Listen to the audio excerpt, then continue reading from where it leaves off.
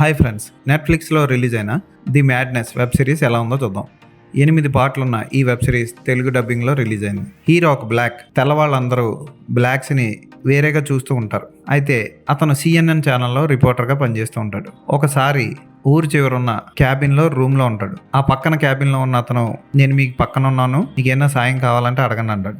క్యాబిన్లో current పోయిందని అతని దగ్గరికి వెళ్ళి చూసేసరికి అతను ముక్కలై నరికేసి చంపబడి ఉంటాడు. అది చూసి పోలీసులకు కంప్లైంట్ ఇస్తాడు. ఈ మధ్యలో అతన్ని కూడా చంపాలని, ఈ కేసులో అతన్ని ఇరికించాలని ట్రై చేస్తూ ఉంటారు. అది ఎవరు ఏంటి అన్నది వెబ్ సిరీస్ చూసి తెలుసుకోవాలి. ఈ web series cross web series లాగా అద్భుతంగా ఉంటుందని నేను చూడడం మొదలుపెట్టా. కానీ 2-3 ఎపిసోడ్కి వచ్చేసరికి నీరసం వచ్చేస్తుంది. అక్కడ కథ కన్నా, అక్కడ సస్పెన్స్ థ్రిల్లింగ్ ఎలిమెంట్ కన్నా కుటుంబం యొక్క తగాదాలు అవి సాల్వ్ చేసుకుంటూ వెళ్ళడం, పిల్లలతో గొడవలు, రకరకాలవన్నీ జరుగుతూ ఉంటాయి.